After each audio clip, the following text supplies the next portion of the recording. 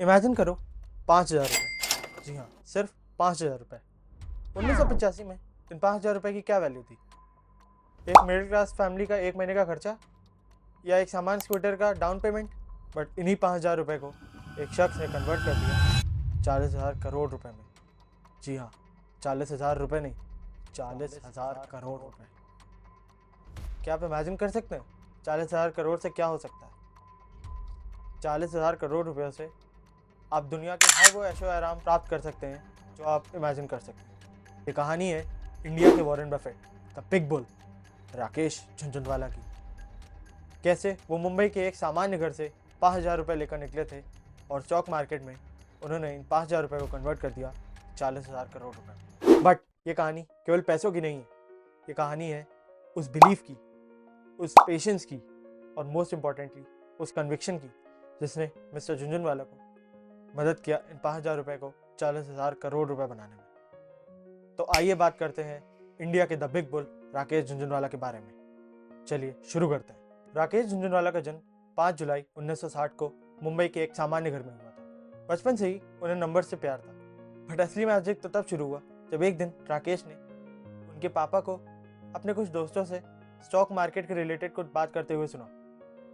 तब राकेश ने क्यूरियस होकर पूछा कि पापा, ये स्टॉक मार्केट क्या होता है? तो उनके पापा ने उनसे बोला कि स्टॉक मार्केट एक ऐसी जगह है जहाँ पर आदमी रातों रात अमीर हो सकता है, बट यहाँ हर कोई नहीं जीतता। जिसके अंदर पेशेंस है केवल वही जीतता है। और ये लाइन राकेश के दिमाग में बैठ गई और उन्होंने डिसाइड किया उन्हें वो बनना है जो स्टॉक मार्केट में जीतता है। 1985 की बात है। राकेश अपने पापा के पास गए और उनसे 5,000 रुपये मांगे। इत्तेफाक से उनके पापा के पास ये 5,000 रुपये उनकी आखिरी सेविंग्स थी जो उन्होंने राकेश की सीए की पढ़ाई के लिए बचा रखी थी। तो उनके पापा ने उनसे कहा कि राकेश, मैं तुम्हें ये 5,000 रुपये देता हूँ, बट इन रुपयों के साथ तुम केयरफुल रहना, इन्हें डुबाना नहीं। और राकेश के दिमाग में ये बात बैठ चुकी थी कि उन्हें स्टॉक मार्केट में पैसे इन्वेस्ट करने हैं। बट ये बात केवल एक ख्याली पुलाव नहीं थी, उन्होंने इस चीज़ के लिए प्रॉपर रिसर्च की थी, हर न्यूज़ आउटलेट से पढ़ा था और उन्हें इस बारे में ज्ञान भी हो चुका था। तो उन्होंने अपने पापा को पूरे कॉन्फिडेंस से बोला कि हाँ पापा, मैं इन पैसों को नहीं डुबाऊंगा। और उनके पापा ने अपने बेटे पर विश्वास करते हुए वो 5,000 रुपये राकेश के हाथ में थमा दिए। राकेश का पहला इन्वेस्टमेंट था टाटा स्टील, बट उन्होंने टाटा स्टील में रैंडमली पैसे नहीं लगाए थे। उन्होंने नोटिस किया था कि 1986 के अराउंड इंडिया में इंडस्ट्रियलाइजेशन का पीरियड था और कई सारे इंफ्रास्ट्रक्चर प्रोजेक्ट्स अनाउंस हो रहे थे और स्टील की डिमांड डेफिनेटली बढ़ने वाली थी।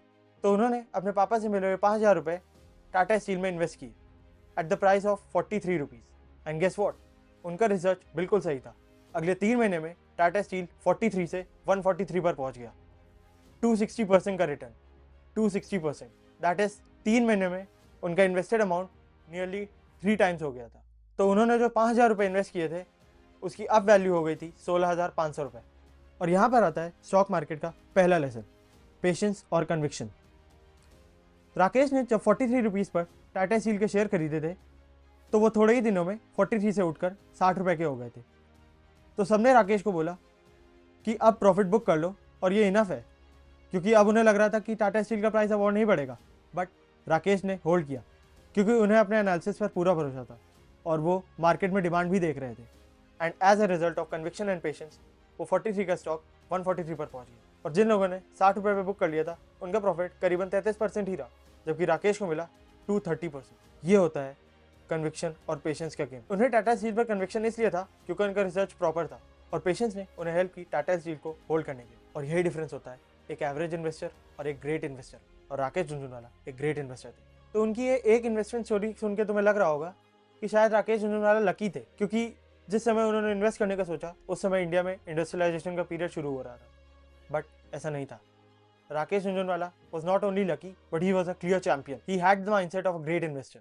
और मैं आज आपको उन 3 गोल्डन रूल्स के बारे में बताऊंगा जिसने राकेश झुनझुनवाला को 5,000 रुपये से 40,000 करोड़ रुपए बनाने में मदद की। पहला रूल, बिजनेस खरीदो, स्टॉक नहीं। झुनझुनवाला जी कहते थे कि हमें बिजनेस खरीदना चाहिए, स्टॉक तो एक सेकेंडरी पार्ट। भाई कोई बिजनेस अपना स्टॉक कब लेके आता है? जब उसे मार्केट से पैसा उठाना रहता है, मतलब आम आदमी जब उसमें पैसा लगाता है। बट किसी भी स्टॉक में पैसा लगाने के लिए उसका बिजनेस स्ट्रैटेजी तो क्लियर होनी चाहिए कि वो बिजनेस करता क्या है, पैसे कैसे कमाता है, कहाँ से कमाता है, क्या उसकी स्ट्रैटेजी है। ये हर चीज़ मैटर करती है। केवल स्टॉक के नाम से या कौन कौन से इन्वेस्टर ने उसमें इन्वेस्ट किया है, इस चीज़ से स्टॉक नहीं चलता। किसी भी स्टॉक में इन्वेस्ट करने के लिए सबसे ज़्यादा जो मैटर करता है वो है उसका बिजनेस। अब मैं आपको राकेश झुंझुनवाला जी की ग्रेटेस्ट इन्वेस्टमेंट के बारे में बताऊँ।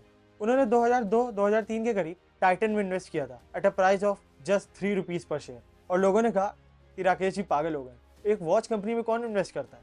बट राकेश एक एवरेज इन्वेस्टर नहीं थे, वो एक ग्रेट इन्वेस्टर थे। उन्होंने टाइटन के मैनेजमेंट को देखा था, उन्होंने देखा था कि कैसे इंडिया का एस्पायरिंग मिडिल क्लास वॉचेस खरीदना चाहता है। उन्होंने टाइटन की ब्रांड वैल्यू को समझा था। एंड गेस व्हाट, आज टाइटन ₹3000 के ऊपर ट्रेड होता है, यानी डायरेक्टली 1000x रिटर्न।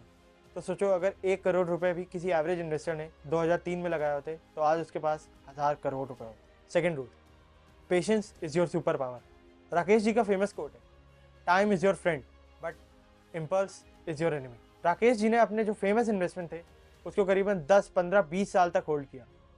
जब मार्केट क्रैश भी हो गया उन्होंने तब भी होल्ड किया और यूनिट्स खरीदी, क्योंकि वो स्टॉक में ट्रेड नहीं करते थे, वो बिजनेस पे पैसा डालते थे। और बिजनेस मार्केट नीचे हो या ऊपर, अगर उसकी स्ट्रैटेजी क्लियर है तो बिजनेस बढ़ता ही है, और इसीलिए उनके हर एक इन्वेस्टमेंट ने पे ऑफ किया। 2008 का फाइनेंशियल क्राइसिस तो याद ही होगा, लेमन ब्रदर क्राइसिस, जो सबने कहा था मार्केट छोड़ दो, मार्केट से पैसा निकाल दो, यहाँ पर कुछ भी नहीं है। The markets continue their free fall today. We are seeing unprecedented losses across all sectors. Analysts are calling this the worst crisis since the Great Depression. But Rakesh ने और खरीदा, एंड गेस व्हाट, उन्होंने अपने वेल्थ को 40,000 करोड़ तक पहुंचा दिया। And third rule, research and conviction.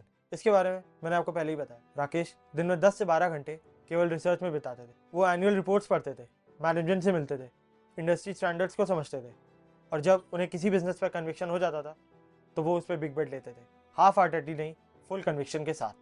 पर राकेश सर की स्टोरी को सिंपल समझने की गलती मत कर देना। उनकी ये स्टोरी बहुत सारे अप एंड डाउन से भरी हुई थी।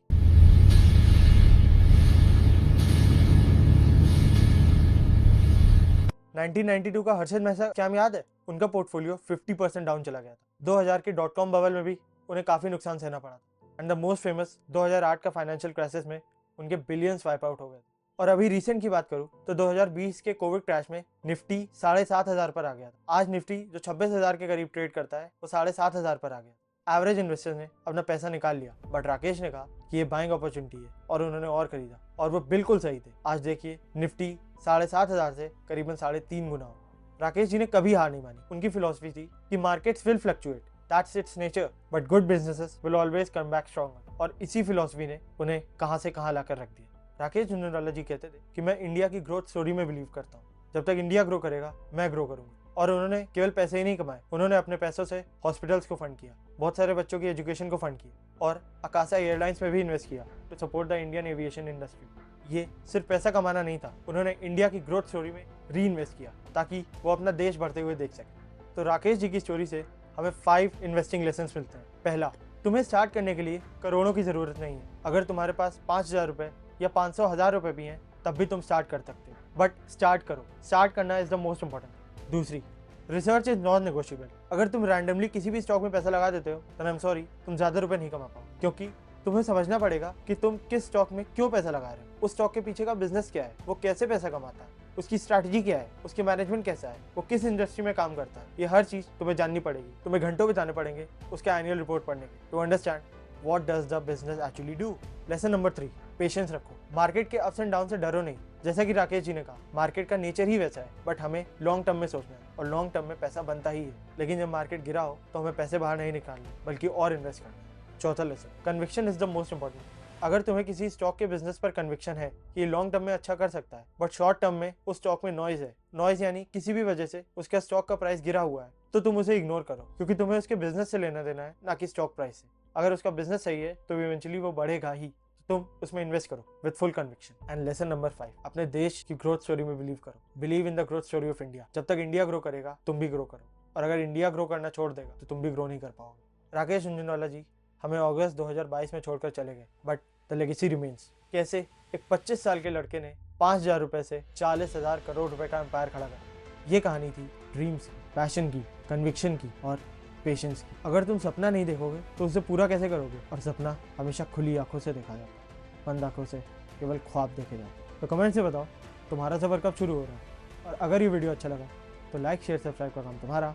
मैं मिलता हूँ तुमसे अगली वीडियो में। This is Bhavesh signing off.